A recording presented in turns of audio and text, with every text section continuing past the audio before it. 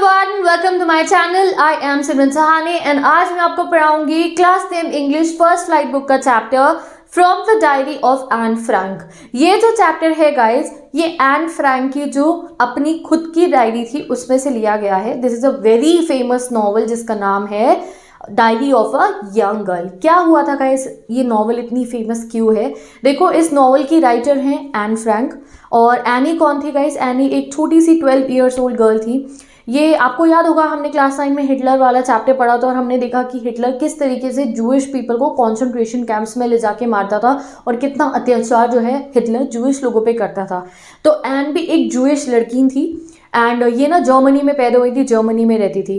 फिर हिटलर ने आके जर्मनी पे कब्जा कर लिया तो इनके फादर ने क्या करा, इनके फादर ने एक बहुत अच्छा डिसीजन लिया, ये अपने बच्चों को लेके, अपनी फैमिली को लेके, क्योंकि जूइश के ऊपर जो है हिटलर जर्मनी में बहुत अत्याचार कर रहा था, उन्हें मार रहा था। हमने याद है ना कैसे चैप्टर पढ़ा था, गैस चैम्बर्स में ले जाके मार देता था, उनके घर पे नोटिस आते थे कि आओ कंसंट्रेशन कैंप में आ जाओ। हमने कितने सारे शूज़ देखे थे जूइश लोगों के, याद है कि कंसंट्रेशन कैंप्स के बाद इतने लोगों को हिटलर ने मारा था। तो एवरीथिंग ये इसी चीज़ से रिलेटेड आपका ये चैप्टर है। ये बिल्कुल रियल स्टोरी है, एन का ये ऑटोबायोग्राफिकल अकाउंट है। तो क्या हुआ, जब हिटलर का बहुत अत्याचार जर्मनी में शुरू हो गया जूइश पीपल के ऊपर, तो एन के जो फादर थे जिनका नाम है ऑटो फ्रैंक, वो कहाँ शिफ्ट हो जाते हैं? वो एम्स्टरडेम शिफ्ट हो जाते हैं, हॉलैंड में। ठीक है कि एटलीस्ट वहाँ पे वो लोग बच जाएंगे। बट अनफॉर्चुनेटली होता है कुछ दिनों बाद, कुछ समय बाद क्या होता है, हिटलर वहाँ पे भी कब्जा कर लेता है एम्स्टरडेम में। अब भाई वो एम्स्टरडेम से भाग के कहाँ जाए? उनके फादर। तो तब उनके फादर जो है, जो उनका ऑफिस था ना गई, ऑफिस के ऊपर उनके एक एटिक था। एटिक क्या होता है? परछत्ती। तो वो अपनी फैमिली को लेकर और उनकी बॉस की फैमिली भी, क्योंकि वो जूइश थे, उनकी खतरा बहुत ज़्यादा था उनकी जान को वहाँ एम्स्टरडेम में, कभी भी उनको नोटिस आ सकता कॉन्सेंट्रेशन कैंप में आने का। तो वो जो है एन के फादर, उनको लेके और अपने जो उनके बॉस थे, उनके फ्रेंड थे, उनकी फैमिली को लेकर वो वहाँ अपने जो ऑफिस के ऊपर वाला एटिक था उसमें छुपे रहते हैं। 2 साल तक एनी उस ऑफिस में अपने फादर के साथ, अपनी पूरी फैमिली के साथ वो लोग वहाँ रहते हैं। बट क्या होता है, 2 साल बाद वो पकड़े जाते हैं। बस कुछ समय पहले की, बस ये वॉर एंड होने वाला था, हिटलर का गाइस सारा रूल ये सब खत्म होने वाला था। बट अनफॉर्चुनेटली पता चल जाता है कि वो लोग वहाँ पे छुपे हुए हैं और उन्होंने पकड़ लिया जाता है। हमारी एन को भी जो है कॉन्सेंट्रेशन कैंप में डाल दिया जाता है, उनकी मदर को भी, उनके फादर को भी, उनकी सिस्टर को भी, और वहीं पे उनकी डेथ हो जाती है। सिर्फ और सिर्फ उनकी फैमिली में उनके फादर बचते हैं जिनका नाम है ऑटो फ्रैंक। जब वो बाहर आते हैं कॉन्सेंट्रेशन कैंप से, वर्ल्ड वॉर 2 एंड हो चुका था, तब उन्हें एनी की डायरी मिलती है और तब वो इस डायरी को पब्लिश करवाते हैं। ये डायरी ओरिजिनली डच भाषा में लिखी गई थी, फिर इसको बहुत सारी भाषाओं में ट्रांसलेट करा गया और ये one of the best novels है जो होलोकॉस्ट का एक पूरा सीन दिखाती है हमारे को। होलोकॉस्ट वही जो हिटलर ने नाजी जर्मनी के टाइम पे जूइश पीपल के साथ करा था। तो एन पूरा अपना बताएंगे अपनी, ऐसा नहीं है कि सिर्फ वो यही सब बतानी है कि हिटलर ने क्या करा था, नहीं, ये उनका उस समय की डायरी है जब हिटलर का रूल चल रहा था, हिटलर जूइश पर अत्याचार करा था, तब एक बच्ची अपनी ज़िंदगी कैसे जी रही थी, वो सब है इस डायरी के अंदर। एनी की स्कूल की लाइफ से रिलेटेड बहुत सारी फनी इंसिडेंट आपको इस वाली चैप्टर में मिलने वाले हैं। तो चलो स्टार्ट करते हैं हम अपने चैप्टर को। ये जो बैकग्राउंड था इस चैप्टर का वो बहुत इंपॉर्टेंट है, एग्जाम में इस पर एक वैल्यू बेस्ड क्वेश्चन इस समय पे बन के आ सकते हैं, क्योंकि बहुत अलग टाइप के क्वेश्चन अब आपके एग्जाम में आ रहे हैं, तो दिस वॉज इंपॉर्टेंट। अब हम स्टार्ट करते हैं अपने चैप्टर को। तो एन बताती है गाइस कि उनको जो ये डायरी ना उनके 13th बर्थडे पे मिली थी। ठीक है, जब वो 13th बर्थडे था उनका, तब उनको ये डायरी मिली थी। ऐसी रेड कलर की ये डायरी थी और ये अपनी इस डायरी का नाम किटी लिखती हैं। और गाइस जैसे हम लोग भी कभी कभी डिसाइड करते हैं कि हम डायरी लिखेंगे, बट वो लिखते नहीं है ना, एक आध दिन के बाद भूल जाते हैं। बट एन बहुत ही ज़्यादा अच्छी थी, उनको बहुत ही ज़्यादा एक फ्रेंड लगती है अपनी डायरी, और वो रोज़ डेली बेसिस पे अपनी डायरी लिखती हैं। पता है आपको, जो पहली एंट्री थी इनकी डायरी में वो उनके बर्थडे वाले दिन थी, 12 जून को। यहाँ आपके बुक में बता रखा है, पहली जो एंट्री उन्होंने अपनी डायरी में करी थी वो 12 जून 1942 को हुई थी, और जो आखिरी एंट्री उनकी डायरी में हुई थी वो 1 अगस्त 1944 को हुई थी। शायद इसके बाद उनको कॉन्सेंट्रेशन कैंप में पकड़ के ले गया होगा जो है हिटलर के पुलिसमैन्स, और उसके बाद वो कभी डायरी नहीं लिख पाए और वहीं पे उनकी डेथ हो जाती है। तो चलो देखते हैं कि उन्होंने क्या क्या अपनी डायरी में लिखा था और हमें इस चैप्टर में क्या पढ़ाया जा रहा है। तो एन बताती हैं कि उनको उनके 13th बर्थडे पे ये डायरी लिखी थी, और जब वो डायरी लिखना शुरू करने वाली होती है ना, तो उस समय में उन्हें थोड़ा अजीब लग रहा होता है कि क्या लिखूँ मैं इस डायरी के अंदर। लोगों को बड़ा अजीब लगेगा अगर कोई बाई चांस मेरी डायरी पढ़ेगा कि क्या 13 साल की बच्ची की बात है। बट देखो, जो उन्होंने कहा उससे बिल्कुल अलग हो जाता है। वही 13 साल की बच्ची की बातें जो उस डायरी में लिखी हुई है, आज के समय की one of the best selling novels है, और पता नहीं कितने लोगों ने ही उनकी बातों को पढ़ा है। तो एन ने जो बोला था उसका बिल्कुल उल्टा हो गया था। जब वो डायरी लिख रही थी उन्होंने पहली ही लाइन ऐसे लिखी कि मुझे डायरी लिखते हुए अजीब लग रहा है, क्योंकि पहले कभी मैंने लिखी नहीं है और मुझे ये भी लग रहा है कौन पढ़ेगा मेरी इस डायरी को। तो जो बोला उन्होंने उससे बिल्कुल बिल्कुल ही उल्टा हो गया, पता नहीं कितनी ही दुनिया में ये डायरी उनकी पड़ी गई है। तो एन बताती है मेरे डायरी लिखने का रीज़न सिर्फ एक ही था, वो ये रीज़न था कि मेरा कोई दोस्त नहीं है, एक भी दोस्त नहीं है मेरा। तो ये बात आपको बहुत अजीब लगी होगी कि 13 ईयर ओल्ड गर्ल जो स्कूल जाती है और अपने फ्रेंड्स ऐसे कैसे है उसके फ्रेंड्स नहीं हो सकते। तो ये बात समझाती हूँ, कहती है ऐसा नहीं है कि मेरे कोई दोस्त नहीं है, कहने को मेरे 30 दोस्त हैं, मेरी फैमिली है, मेरे मम्मी पापा है, मेरी बहन है, मेरी अच्छी अच्छी आंटीज़ हैं, मासी होती है ना, मासी बुआ हैं, सब हैं मेरे पास, बहुत सारे लोग हैं। बट एक रियल एक ऐसा फ्रेंड नहीं है मेरे पास जिसको मैं अपनी मन की हर बात बता पाऊँ। हमारे साथ भी कई बार ऐसा होता है, हमारे मन में काफ़ी बात चल रही होती है, कुछ कुछ बातें हम अपने बहुत क्लोज फ्रेंड्स को भी नहीं बता पाते कि हमें लगता है यार ये हमें जज करें, जैसे कोई फैमिली प्रॉब्लम है, बताने से पहले हम सोचते हैं कि यार ये हमें जज करेंगे। तो same is with Anne. Anne कहती है कि मेरे को जो है एक ऐसा रियल फ्रेंड चाहिए जिसको मेरे मन में जो भी बात आए मैं बता सकती हूँ। तो उसके लिए मैंने डिसाइड करा है कि मैं डायरी लिखती हूँ, because paper has more patience than people. ये कोटेशन वो लिखती हैं और हमें बताती है कि अब मैंने डिसाइड क्यों करा डायरी लिखने का, क्योंकि मेरे पास कहने को बहुत सारे दोस्त हैं बट असलियत में मैं उनको कॉन्फाइड नहीं कर सकती हूँ। तो मैंने सोचा कि मैं एक डायरी को अपना दोस्त बना लूँगी, because paper has more patience than people. तो वो डायरी लिखना स्टार्ट करती हैं, बट कहती है मैं ऐसे वैसे डायरी नहीं लिखूँगी कि बस हाँ डायरी लिख रही हूँ, नहीं, मैं डायरी को अपना दोस्त मान के डायरी लिखूँगी। ये एक मेरी फ्रेंड है, इमेजिनरी फ्रेंड, जिसका मैं हमेशा वेट करती थी कि कोई मेरा एक ऐसा दोस्त हो जिससे मैं सब कुछ बता दूँ। तो ये मेरी वो फ्रेंड बनेगी, और इसलिए वो अपनी इस डायरी का नाम भी रख देती हैं। क्या नाम रखती है अपनी डायरी का? वो किटी। तो अब पढ़ते हैं हम कि कैसे वो किटी से फ्रेंडशिप करती हैं और क्या क्या वो किटी में लिखती हैं।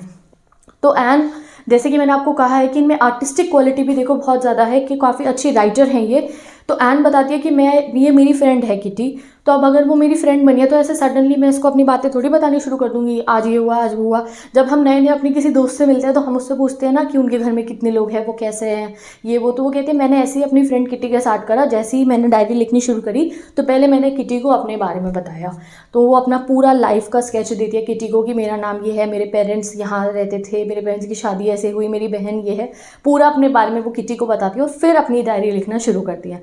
तो एक तरीके से उन्होंने पहले अपना लाइफ का पूरा स्केच किटी को दिया कि हाय मैं तुम्हारी ये फ्रेंड बन रही हूँ, ये मेरी लाइफ है, और फिर उन्होंने अपने इवेंट्स लिखने शुरू कर दिए। तो अब हम पढ़ते हैं कि उन्होंने अपनी लाइफ के बारे में किटी को क्या बताया था। तो वो किटी को बताती हैं कि मेरा नाम एनी है, पूरा नाम उनका था एनालिसिया मैरी फ्रैंक। वो बताती है कि मेरी father one of the most मतलब बेस्ट फादर्स हैं वर्ल्ड के, उन्हें बहुत प्यार था अपने फादर से, और उनकी फादर की शादी उनकी मदर से हुई थी जब उनके फादर 36 ईयर के थे और उनकी मदर 25 ईयर्स की थी। और उनकी एक बहन भी है जो उनसे कुछ साल बड़ी है, उसका नाम क्या है, मार्गॉट फ्रैंक है, और वो कब पैदा हुई थी, 1926। उसके कुछ समय बाद जो है एन का जन्म होता है। कब होता है? 12 जून 1929 को, और वो भी फ्रैंकफर्ट जर्मनी में ही पैदा हुई थी। दोनों का जन्म कहाँ हुआ था? फ्रैंकफर्ट में, जर्मनी में। बट जैसे कि मैंने आपको बताया कि वहाँ पे हिटलर ने जूस के ऊपर अत्याचार करने स्टार्ट कर दिए, तो उनके जो फादर हैं, कौन? ऑटो फ्रैंक, वो डिसाइड करते हैं कि वो कहाँ शिफ्ट कर जाएंगे गाइस? एम्स्टर्डम। अब ऐसा तो नहीं है सडनली जाके सारे फैमिली को ले जाके सेटल कर देंगे, नहीं। तो पहले उनके ना गाइस फादर जाते हैं एम्स्टर्डम हॉलैंड, उनका ना स्पाइसेस का काम होता है, मसाले होते हैं ना, मसाले उनका काम होता है, उसी के ऑफिस के ऊपर वो जाके रहते हैं। एक्स्ट्रा इन्फॉर्मेशन है, मैंने पूरी इनकी नॉवल पढ़ी है इसलिए बता रही हूँ आपको। तो उनके फादर सबसे पहले हॉलैंड जाते हैं बिजनेस सेटअप करने के लिए। फादर चले जाते हैं 1933 में हॉलैंड। फिर उसके बाद 1933 के सितंबर में ना उनकी मदर चली जाती हैं। तो अब आप सोचोगे मम्मी पापा दोनों चले गए, बच्चे कहाँ रह रहे हैं, दोनों छोटी छोटी बेटियाँ कहाँ रह रही हैं? तो दोनों बेटियों को वो छोड़ देते हैं उनकी ग्रैंड मदर के पास में। ग्रैंड मदर का घर था आचेन में, तो ये जर्मनी की ही एक जगह है आचेन। ग्रैंड मदर के पास दोनों बच्चियों को छोड़ के मम्मी पापा हॉलैंड चले जाते हैं सारा सेटलमेंट करने के लिए, ठीक है। फिर जब दिसंबर आता है तो हॉलैंड 1933 के दिसंबर में जो है मार्गॉट जो है उसको भी बुला लिया जाता है। देखो कैसे उनके फादर ने प्लानिंग करके शिफ्ट करा, पहले खुद गए 1933 में, फिर अपनी वाइफ को बुलाया, फिर दिसंबर में बड़ी बेटी को बुलाया, और फाइनली फरवरी के अंदर जब उनकी बड़ी बहन का बर्थडे भी था, उनकी बड़ी बहन के बर्थडे वाले दिन ही एन को भी वहाँ ले जाया जाता है। कहाँ पे? एम्स्टर्डम चली जाती है एन भी, और वो बताती है कि जिस दिन मेरा बहन का बर्थडे था मैं उसी दिन वहाँ पहुँची थी एम्स्टर्डम, तो मेरे को वो ना बर्थडे गिफ्ट की तरह मेरी बहन के टेबल के ऊपर रख दिया था कि आओ तुम्हारा बर्थडे गिफ्ट आ गया। तो इस प्रॉपर प्लानिंग के थ्रू उनके फादर उनकी पूरी फैमिली को एम्स्टर्डम में गए शिफ्ट करते हैं। एम्स्टर्डम में जब वो जाती हैं तो उनकी स्कूलिंग वहाँ पे शुरू हो जाती है। सबसे पहले उनका एक मॉन्टेसरी स्कूल में एडमिशन होता है। मॉन्टेसरी स्कूल मतलब नर्सरी जो है UKG तक का हमारा स्कूल होता है ना, उसमें उनका एडमिशन हो जाता है। एंड उनकी एक टीचर है गाइस, उनको वो बहुत याद करती है, जो 6th क्लास में उनकी टीचर थी, उनका नाम है मिसेस कुपेरेस। उनके बारे में उन्होंने बताया कि मेरी 6th क्लास की एक टीचर टीचर थी वो मुझे बहुत पसंद थी। जब मेरा जो है क्लास एंड हुई थी और हमारा फेयरवेल होना था उनसे, तो मैं भी बहुत रोई थी और वो भी बहुत रोई थी। और ये शो कर रहा है कि एन अपने टीचर से बहुत ज़्यादा प्यार करती थी। तो ये सब बातें वो अपनी डायरी को बता रही थी। अब वो अपनी ग्रैंड मदर जो उनकी दादी थी उनके बारे में भी उनको बताती हैं। वो बताती है 1941 में मेरी दादी की तबीयत ख़राब हो गई थी, किटी को बताती हैं। तो उनका ऑपरेशन हुआ था, तो उस साल मेरा बर्थडे पे कोई सेलिब्रेशन नहीं हुआ था। जून में होता है एन का बर्थडे, एंड अनफॉर्चुनेटली उनकी दादी की डेथ हो जाती है 1942 में। जनवरी में 1942 में उनकी दादी की डेथ हो जाती है। तो वो बताती है कि मेरी दादी का जो है डेथ के बाद मैं उन्हें बहुत मिस करती हूँ, बहुत याद करती हूँ, बट मैं कभी किसी को बताती नहीं हूँ ये बात, बट मुझे उनकी बहुत याद आती है। एंड आफ्टर दैट जब 1942 जून में एन का बर्थडे सेलिब्रेट हुआ था, तो वो बताती है कि हमने एक कैंडल और लिट करी थी मेरी दादी की याद में। तो ये सब बातें उन्होंने किटी को बताई कि मम्मी पापा कौन थे, कैसे होलैंड शिफ्ट हुए, वो स्कूल कैसे शुरू हुआ, स्कूल की फेवरेट टीचर के बारे में, दादी के बारे में, दादी की डेथ कैसे हुई और कितना मिस वो अभी भी अपनी दादी को करती है। तो एक जनरल इंट्रोडक्शन वो किटी को अपना देती है। उसके बाद अब हम पढ़ेंगे उनकी एंट्रीज 20 जून 1942 की। 20 जून 1942 को उन्होंने अपने स्कूल का एक इंसिडेंट अपनी डायरी में बता रखा है। तो चलो हम इसको पढ़ते हैं। इंसिडेंट जो उन्होंने 20 जून 1942 सैटरडे को किटी को बताया। वो बताती कि मेरी पूरी क्लास में ना अफरा तफरी मची हुई है। सारे बच्चे जो है बहुत ज़्यादा ना शर्तें लगा रहे हैं एक दूसरे से। अब आप पूछो क्यों इतनी अफरा तफरी मची है उनकी क्लास में, क्यों बच्चे एक दूसरे से शर्तें लगा रहे हैं। बात ऐसी है कि उनका ना रिजल्ट आने वाला है, ठीक है। उनकी मीटिंग होने वाली है जिसमें पता चलेगा कि कौन सा बच्चा प्रमोट हुआ है अगली क्लास में जाएगा और कौन सा बच्चा फेल होकर इसी क्लास में रह जाएगा। तो उनकी इंटायर क्लास में बहुत ज़्यादा डिस्कशंस हो रहे हैं कौन पास होगा कौन नहीं होगा। वो बताती है उनके पीछे जो दो लड़के बैठते हैं जैकस और सियन, उन्होंने तो शर्तें लगा रखी है। अपनी पूरी हॉलीडे की जितनी भी सेविंग्स थी उसको शर्त पे लगा दिया है कि पास होगा या नहीं होगा। पूरा दिन उनकी क्लास में वो दोनों लड़के यही बात करते रहते हैं, भाई तू पास हो जाएगा, भाई तू नहीं पास होगा, ऐसे वो लोग बातें करते रहते हैं। वो कहते हैं कि मैं और मेरी जो फ्रेंड है जियन, उनको पीछे मोड़ मोड़ के देख के बोलते भी रहते हैं मत करो ये सब बातें, अब बंद कर दो। उनको गुस्से में भी देखते रहते हैं, चुप हो जाओ। बट वो सुबह से लेके पूरा समय क्लास में शर्तें लगाते रहते हैं कि कौन पास होगा कौन नहीं होगा। तो एन बताती है कि मेरे को जैसा लग रहा है कि मैं और मेरी जितनी भी गर्लफ्रेंड्स हैं हम तो पास हो जाएंगे, बस मुझे डर इसमें लग रहा है कि भाई मैथ्स सब्जेक्ट के अंदर, क्योंकि वो मैथ्स में इतनी अच्छी नहीं थी। तो कहते हैं मेरे को मैथ्स का डर लग रहा है, बट बाकी मुझे सब सब्जेक्ट्स में मैं कॉन्फिडेंट हूँ कि मैं पास हो जाऊँगी। फिर वो अपनी बाकी क्लास के बच्चों का कहती है कि बाकी वाले पास होंगे या नहीं होंगे। तो कहती है मेरी क्लास में ना बहुत डफर बच्चे हैं, लगता तो नहीं मेरे को ज़्यादा को पास होना चाहिए, बट टीचर्स बहुत अनप्रिडिक्टेबल क्रीचर हैं, तो पता नहीं किसको पास करेंगे किसको नहीं करेंगे। तो यहाँ पे उन्होंने टीचर्स को क्या बोला, अनप्रिडिक्टेबल, कि पता नहीं टीचर्स क्या कर सकते हैं। तो उनको तो लग रहा था क्लास में बहुत सारे बच्चे हैं जो फेल हो सकते हैं, बट शी थिंक्स कि मे बी वो पास भी हो जाए क्योंकि टीचर्स को वहाँ प्रिडिक्ट नहीं कर सकते हो। आफ्टर दैट अब जब वो टीचर्स पे आई गई थी तो वो बताती हैं कि उनकी जो स्कूल है उसमें 9 टीचर्स हैं, ठीक है, जो उनको पढ़ाते हैं। 7 उनमें से मेल है और 3 फीमेल टीचर्स हैं। अब बाकी सब टीचर्स से उनकी बहुत अच्छी बनती है, बट एक टीचर है जिनसे उनकी नहीं बनती है इतनी। वो कौन है, वही मैथ्स वाले सर। एक तो पहली बात मैथ्स एन को पसंद भी नहीं थी, दूसरी बात यह है कि एन ना गाइस बहुत टॉकेटिव थी। अब आप उनका नेचर देख रहे हो कैसे डायरी से बातें कर रही हैं, नॉन लिविंग थिंग से वो इतनी बातें कर रही हैं, तो सोचो लिविंग थिंग से कितनी करती होंगी। वो बहुत टॉकेटिव थी। अब मैथ्स वाले सर जब पढ़ा रहे होते थे, मैथ्स वाले सर का नाम क्या, मिस्टर कैसिंग, जो मैथ्स वाले सर पढ़ा रहे होते थे एन बातें करती रहती थी।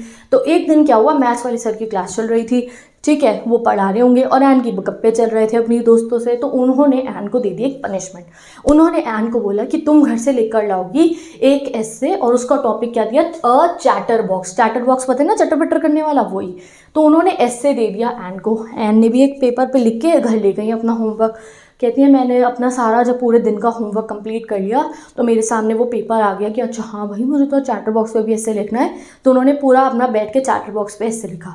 अब आपको क्या लगता है कैसे ऐसा लिखा होगा एन ने? आपको उनकी राइटिंग स्किल तो अभी तक पता चली गई होगी कि उनकी इतनी फेमस नॉवल है, वो इतनी छोटी उम्र में इतनी अच्छी राइटिंग करती थी, इतने अच्छे से वो लिखती थी। तो उन्होंने कहा कि एक चैलेंजिंग टास्क था मेरे लिए, अगर कोई भी इंसान ऐसा होता किसी बच्चे को चैटर बॉक्स पे ऐसे मिले तो वो शायद छोटी छोटी जो है ऐसे स्पेसेस छोड़ के ना बीच बीच में एक पेज बस भर देगा। बट मैंने बहुत बढ़िया चैटर बॉक्स पे ऐसे लिखा, मैंने ऐसी आर्ग्यूमेंट्स उसमें पेश करी कि सर मुझे बातें करने दे। तो वो प्रॉपर 3 पेज का ऐसे गाइड इस चैटर बॉक्स जैसे टॉपिक के ऊपर लिख देती है और अगले दिन ले जाके अपने सर के हाथ में दे देती है, सर ये लो मेरा होमवर्क।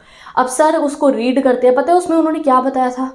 उन्होंने उस चैटर बॉक्स ऐसे में ये बताया कि देखो एज अ स्टूडेंट जो है मेरे को जो है सभी स्टूडेंट्स का ये ट्रेट होता है कि वो बातें करे, चिट चैट करे क्लास में बैठकर, but I will try my best कि मैं आगे से अपनी क्लास में बैठ के बातें नहीं करूँ।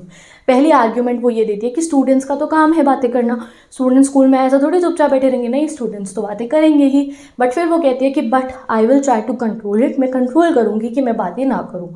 बट सेकेंड आर्ग्यूमेंट वो ये देती है कि बट मैं बस कह रही हूँ कंट्रोल कर पाऊँगी, बट मुझे लगता नहीं है मैं कंट्रोल कर पाऊँगी। क्यों? क्योंकि मेरी मदर जो है वो बहुत टॉकेटिव है, वो बहुत बातें करती हैं, तो ये मेरा एक इनहेरिटेड ट्रेट है कि उनसे मुझे ये बात आई है कि मैं इतना बोलती हूँ, वो मेरी मदर की आदत है, मेरे में ट्रांसफ़र हो गई है, तो ये इनहेरिटेड ट्रेट है। और जैसे कि इनहेरिटेड ट्रेट को हम इतना बदल नहीं सकते हैं, तो आई डोंट थिंक सो कि मैं आपको प्रॉमिस कर सकती हूँ कि मैं बातें करना बंद कर दूँगी। तो ये बेहतरीन सा चार्टर बॉक्स पे वो ऐसे लिख के अपने मैथ्स वाले सर को देती है कि भाई सर, पहली बात तो स्टूडेंट्स का काम है बातें करना, तो इससे मैं बातें कर रही हूँ, चलो ठीक है मैं आपको प्रॉमिस करती हूँ कि मैं कंट्रोल करूँगी बातें करना। और नेक्स्ट आर्ग्यूमेंट क्या दे देती है कि भाई मेरी मदर से आई है मेरे में ये आदत बातें करने की, गप्पे मारने की, ये मेरा इनहेरिटेड ट्रेट है, और आपको पता है इनहेरिटेड ट्रेट को तो आप चेंज नहीं कर सकते हो, तो आई डोंट थिंक सो कि मैं जो है बातें करना रोक पाऊँगी। तो ये उनका पहला एस्से था। पहला ऐसे पढ़ने के बाद सर उनको एक दिन कुछ नहीं कहते हैं, बट एन तब भी नहीं सुधरती है, एन फिर क्लास में बहुत बातें करना स्टार्ट कर देती है।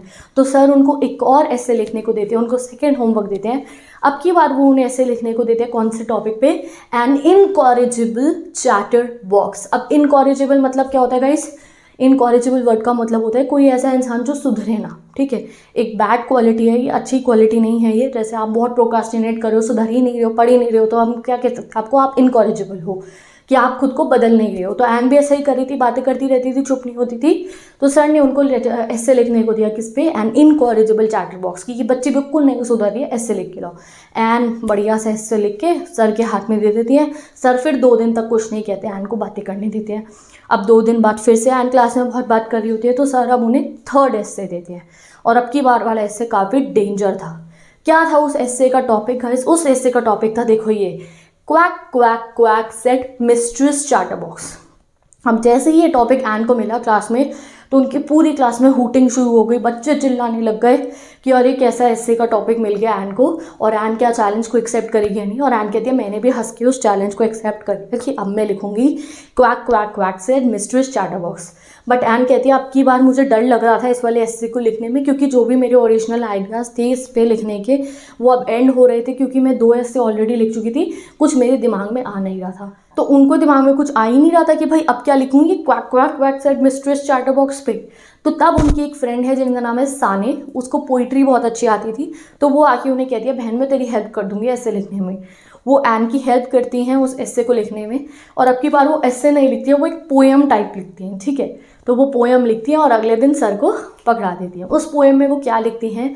वो लिखती हैं एक मदर डक के बारे में, फादर डक के बारे में और उनके 3 बच्चों के बारे में। और इस पोएम में क्या होता है कि जो फादर डक है वो तीनों बेबी डकलिंग्स को मार मार के जो है मतलब कि जान से ही मार देता है, इतना पीटता है उनको कि वो जान से ही मर जाते हैं। रीज़न पिटाई करने का ये होता है कि वो बच्चे क्वैक क्वैक क्वैक कर रहे होते हैं। तो तुम्हें इशारा समझ में आया उन्होंने क्या दिया अपने टीचर को, कि एक फादर डकलिंग ने अपने 3 छोटे छोटे से क्यूट से बेबी डकलिंग्स को मार दिया क्योंकि वो पूरा दिन क्वैक करते थे। अब आप कहोगे ये क्या बात हुई भैया, बेबी डकलिंग तो क्वैक क्वैक ही करेगा और क्या करेगा, फादर ने क्यों मारा बच्चों को? तो वो एक तरीके से अपने सर को हिंट देना चाह रही थी, भाई बच्चों का तो स्टूडेंट्स का तो काम है टॉकिंग करना, आप मुझे टोकना बंद कर दो, समझ गए। तो उन्होंने ये पूरी पोएम ऐसे लिख दी जिसमें एक मदर डक और फादर डकलिंग थे, उनके 3 बेबीज थे, और father duckling bitten to death, father duckling अपने तीनों बेबीज़ को मार देते हैं बिकॉज वो पूरा दिन क्वैक क्वैक करते थे। तो ये पोएम लिख के वो अपने सर को जो है दे देते हैं। अब जो मिस्टर कैसिंग थे वो कहते हैं थैंक गॉड मिस्टर कैसिंग ने जब ये पोएम पूरी क्लास में पढ़ी तो उन्होंने इसको एक फ़न वे में लिया और इन्होंने इस जोक को राइट वे में लिया। सोचो अगर टीचर गुस्सा हो जाते ये कैसी पोएम लिख के दिया, तो नहीं, मिस्टर कैसिंग भी एक बहुत ही अच्छे टीचर थे। उन्होंने एन की हर एक बात को जो है ना पॉजिटिव वे में लिया, जो उन्होंने ये फादर वाला एग्जाम्पल दिया, और उसके बाद उन्होंने जो एन की पोएम थी उसको बाकी सेक्शंस में ले जाके रीड करा इस पोएम को। वो इतना खुश हुए इस पोएम से अपने कमेंट्स ऐड करके, और उसके बाद कभी भी उन्होंने एन को स्कूल में बातें करने से मना नहीं करा, और उसके बाद उन्होंने कोई एक्स्ट्रा होमवर्क भी एन को नहीं दिया। तो दैट मीन्स एंड सक्सेसफुल हो गई थी अपने उस मिशन में, अपने मैथ सर को मनाने में कि भैया बच्चों का काम है बातें करना, बच्चे तो बातें करेंगे, सर आप मुझे कुछ मत कहो। बट मिस्टर केसिंग का भी यहाँ से आपको कैरेक्टर पता चल रहा है दैट ही इज़ सो, आप कह सकते हो कि आप मतलब आपको कि कितने समझदार टीचर हैं वो। उन्होंने उनके वो जो जोक था उसको जोक में ही लिया, उसे गलत तरीके से नहीं लिया, गुस्सा नहीं हुए एन से कि सस्पेंड कर दूंगा आपको एंड ऑल दैट, नहीं, उन्होंने बहुत राइट वे में उस जोक को लिया और एन को अलाउ भी कर दिया बातें करने। उन्हें समझ में आ गया कि इस बच्चे में ऐसा गुण है कि हाँ भाई ये राइटर है, शी इज़ टॉकेटिव, तो मैं इसको छोड़ देता हूँ। वो समझ गए एन के आर्ग्यूमेंट को और उन्होंने उन्हें नहीं टोका। यहाँ पे आपका ये चैप्टर कंप्लीट हो जाता है। सिंपल गाइज, इसमें एन ने अपना वही वाला इंसिडेंट बताया अपनी क्लास का, जब उनको मैथ्स टीचर बातें करने से रोकते थे और वो 3 ऐसे लेके उनको मना लेती है कि सर मैं बातें करूँगी। तो विद दिस ये वाला टॉपिक भी आपका कंप्लीट हो चुका है। इसमें जो एन का मैंने बैकग्राउंड स्टोरी बताई है ना गाइज, कि नाजी हिटलर के टाइम पे जो है कैसे वो लोग ऑफिस में जाके रहे थे, ये भी काफ़ी हेल्प कर सकता है आपको एग्जाम में आंसर फॉर्मेशन में। और उन्होंने डायरी लिखनी क्यों शुरू करी ये भी याद रखना, क्योंकि उन्हें लगता था उनका कोई सच्चा दोस्त नहीं है जिन्हें वो सब कुछ बता पाए, इसलिए वो डायरी लिखना स्टार्ट करती हैं। तो with this bye bye, take care, best of luck. मैं मिलूंगी आपसे नेक्स्ट वीडियो में। अगर आपको इस चैप्टर के इंपॉर्टेंट क्वेश्चन देखने हैं, लेटेस्ट पैटर्न के एक्सट्रैक्ट बेस्ड क्वेश्चन देखने हैं, तो डिस्क्रिप्शन बॉक्स में प्लेलिस्ट गिवन है, you can go and study. और अगर नोट्स चाहिए, ये देखो ये मैंने प्रॉपर इतना लंबा चैप्टर है एनसीईआरटी में, आप देख सकते हो यहाँ मैंने 2 पेजेस में सारे नोट्स बना दिए हैं। तो अगर आपको ये नोट्स चाहिए तो मैं इसको कम्युनिटी पे भी शेयर कर दूंगी, इंस्टाग्राम आईडी पे भी, you can go and check it. तो मिलते हैं नेक्स्ट वीडियो में, bye bye, take care and best of luck.